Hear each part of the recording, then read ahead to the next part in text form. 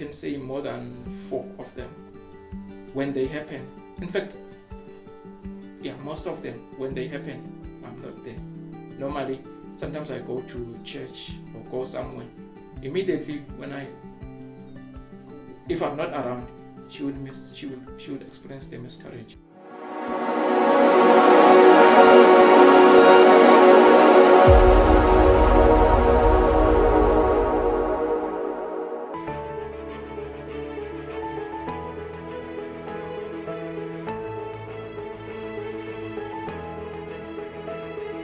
My name is Khoza. This is my lovely family. My first daughter, Sia, and my second daughter, Ona, and my lovely wife.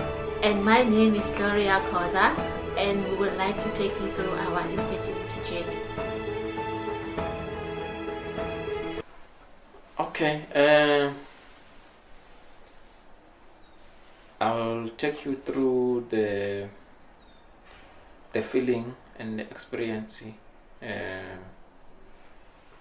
through the loss of kids. In fact, it started by miscarriages. So my wife experienced miscarriages. This started before even we got married. We were not living together. Then we moved together. Then the miscarriages started there. Then what happened was that even myself, I was thinking that it's my wife's fault. Though I didn't know exactly what was the problem on our first miscarriage. But yes, I was there to support her. I also felt as a man like maybe I also have a problem. Then we had to discuss it. As I mentioned that this miscarriage started while we were before we got married. It happened first time. We didn't know exactly that it was a miscarriage, and we started to notice after we lost our triplets. I think it was the second miscarriage. So we bonded with. She got pregnant. We bonded with with that pregnant, if I can say that.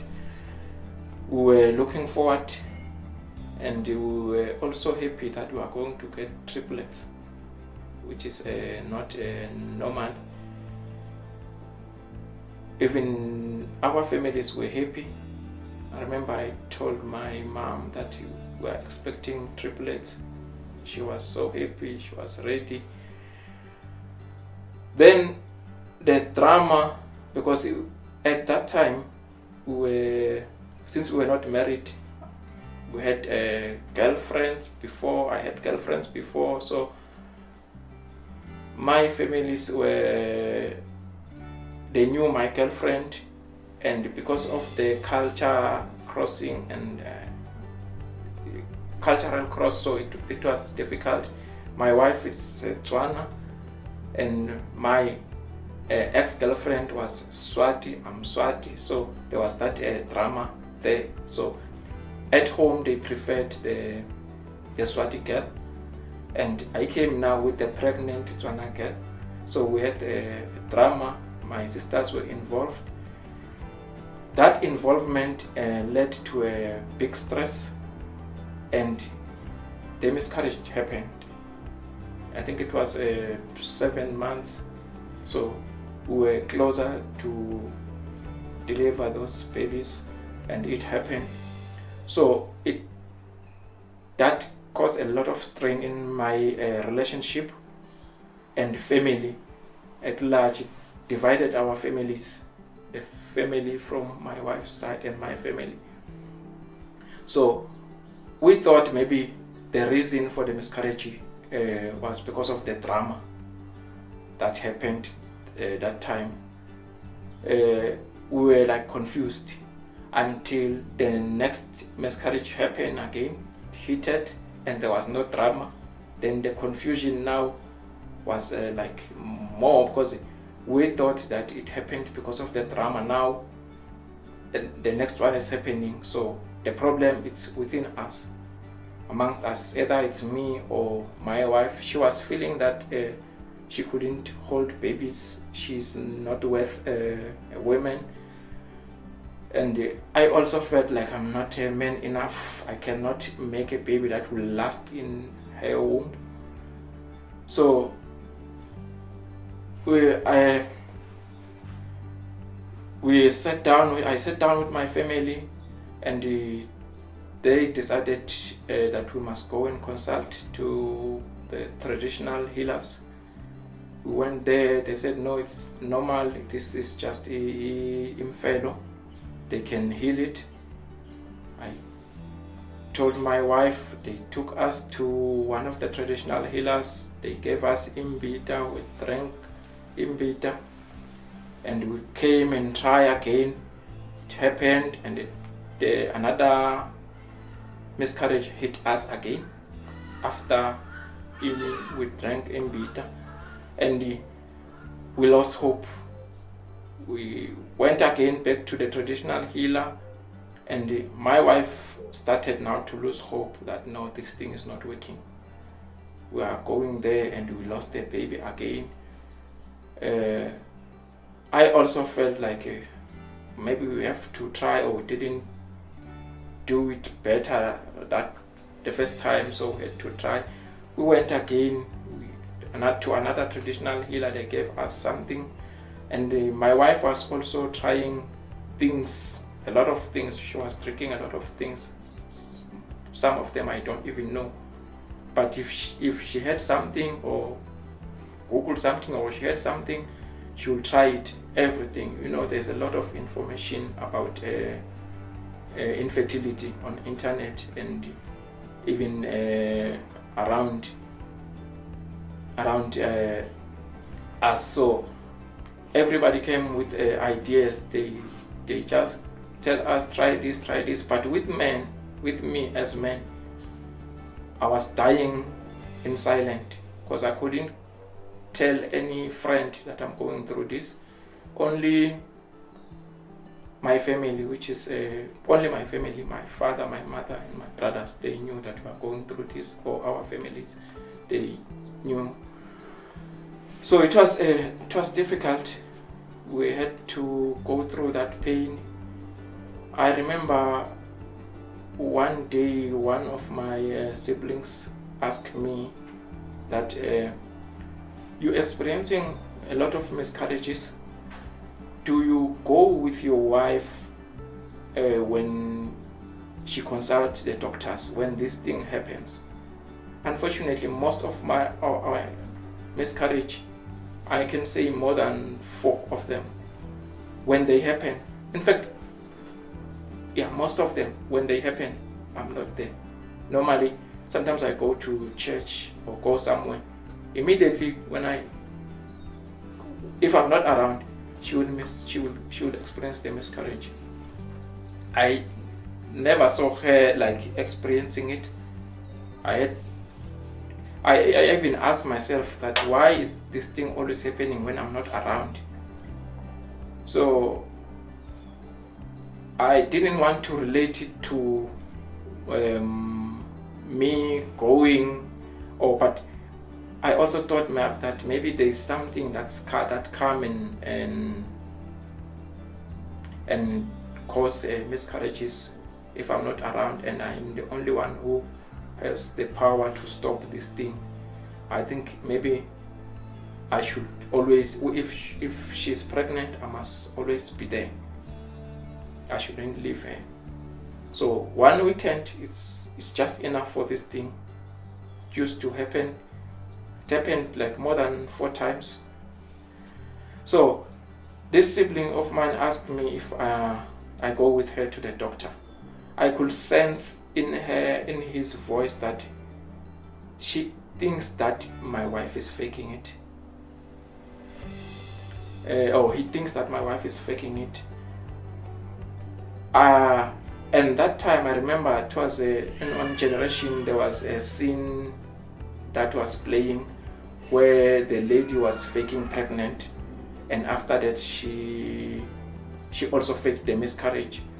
So that sibling of mine saw that part, and that time he asked me if I consult with her, or I'm always I have seen that thing happening.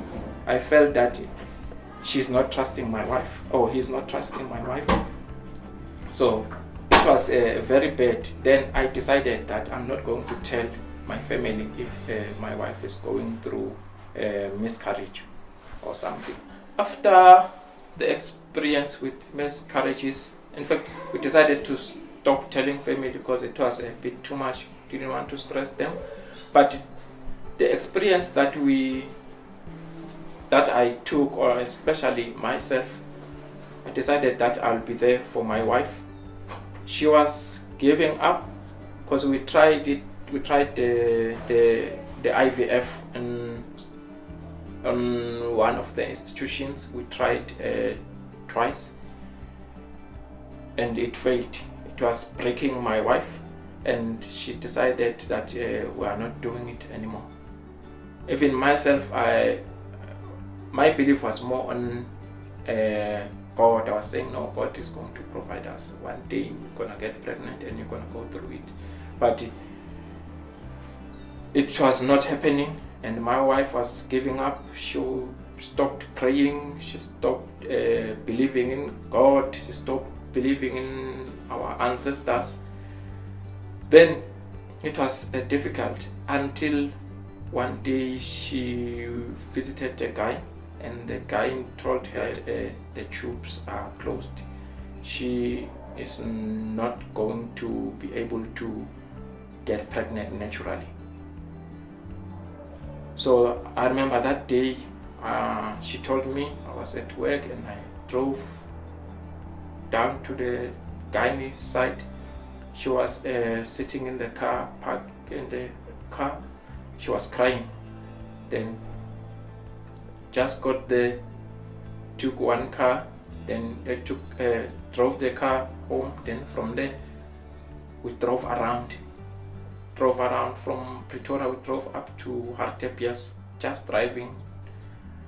We're not talking much, we're just looking at nature around. Then that day I made a decision that I'll be there for my wife, and I'm happy that I was there. I didn't miss each consultation. From that day I told her that no, we are going to do something about this. There's nothing like that you cannot conceive. There are still ways. We are going to try IVF, and luckily the guy referred us to Dr. Q. So we checked Dr. Q's profile on internet.